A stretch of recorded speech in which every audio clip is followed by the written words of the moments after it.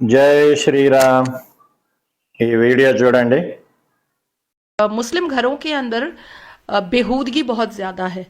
बच्चियां जब बड़ी होती हैं तो मामू चाचा छोड़ते नहीं हैं मुस्लिम घरों के अंदर। मैं आपको पाकिस्तान का एक वो भी बता देती हूँ। पाकिस्तान में एक एनजीओ चलता है VAR। वार वी वो डब्ल्यू से नहीं है, वो VAR, वो नॉन गवर्नमेंट ऑर्गेनाइजेशन है जिसने अपना एक रिसर्च रिपोर्ट यूनाइटेड नेशन को सबमिट किया था। और उसके बाद फिर वो मामला जो है वो इंटरनेशनल कोर्ट तक गया था, जिसमें वो रिसर्च ये बताता है कि मुसलमान फैमिली में 80% बच्चियों का, मुस्लिम बच्चियों का चाचा, खालू, फुप्पा, मौसा से होता है। ये मैं नहीं बता रही हूँ, ये पाकिस्तान का नॉन गवर्नमेंट ऑर्गेनाइजेशन वार बता रहा है, ये मैं नहीं बता रही हूँ। तो ऐसे में महिलाएं आवाज क्यों उठाती हैं अपने ही घर में? मजा आता है। क्या बात कर रही हैं आप? घर में सारी फैसिलिटीज मिल जाए और घर के अंदर हिजाब उठा करके उंगलियां भी मिल जाएं, तो फिर प्रॉब्लम कहाँ पर है? हस्बैंड छोड़ दे, ससुर बिस्तर पर ले ले, तो प्रॉब्लम कहाँ पर है? घर के अंदर ही सारी फैसिलिटीज हो जाए तो दिक्कत है कहीं पर? చూశారు కదా, ఈమె పేరు nausea Ilahi Khan, BJP party తరఫున పనిచేస్తూ ఉంటారు. ఈమె ఏం చెప్తుందంటే VAR వార్ అనే ఒక నాన్ గవర్నమెంట్ ఆర్గనైజేషన్ NGO పాకిస్తాన్లో పనిచేస్తూ ఉంటుంది. ఆ NGO ఆ దేశంలో రీసెర్చ్ చేసి ఏం తేల్చింది అంటే, ఆర్థిక స్థితిగతులతో సంబంధం లేకుండా ఆ దేశంలో 80% ఆడపిల్లలు వాళ్ళ ఇళ్లల్లో ఉన్న చిన్నాన్నలు, తాత, పెదనాన్న, మామ ఇలాంటి వారి చేతుల్లోనే హలాలా అంటే బలాత్కారం, అంటే రేప్, ఇది హలాలా, ఒక పవిత్రమైన కార్యానికి గురవుతారు అని చెప్తా ఉంది. ఓకే, ఈమె చెప్పింది నిజమే. ఆమె చాలా నమ్మకం కలిగిన వ్యక్తి.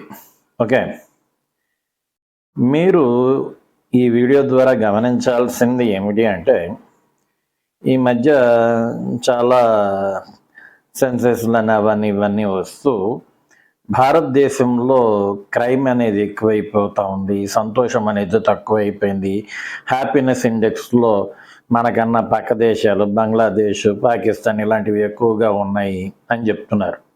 నిజమే.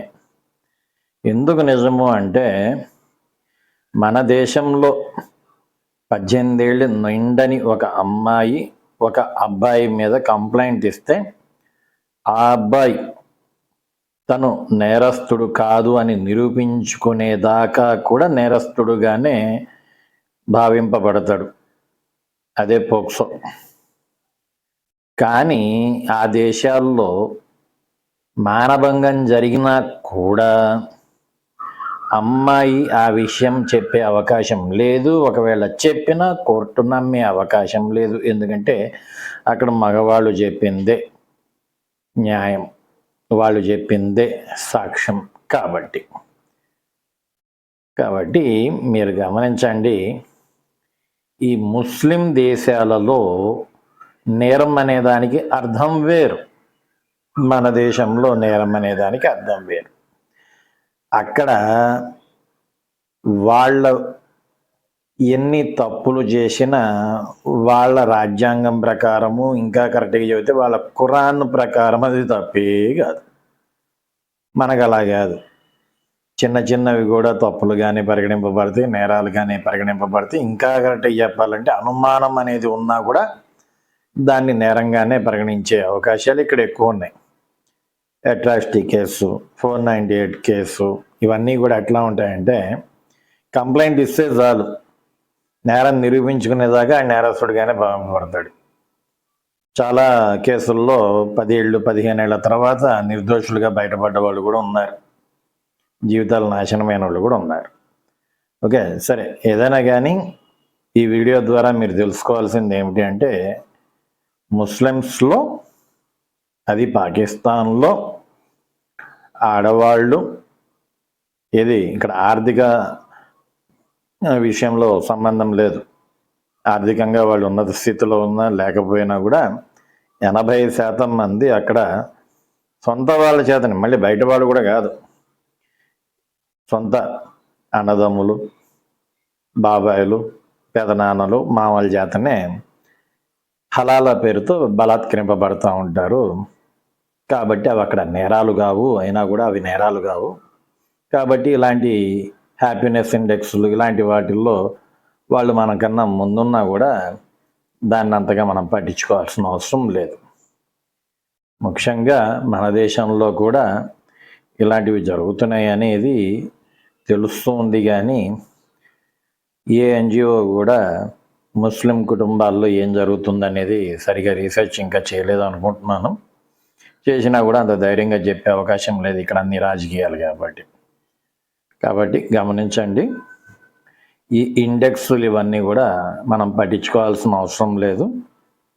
అక్కడ ఆడవాళ్ళ మీద, ముస్లిం దేశాల్లో ఆడవాళ్ళ మీద ఎన్ని అఘాయిత్యాలు చేసినా కూడా దాదాపుగా ఇవి నేరాల కింద పరిగణింపబడవు. జై శ్రీరామ్.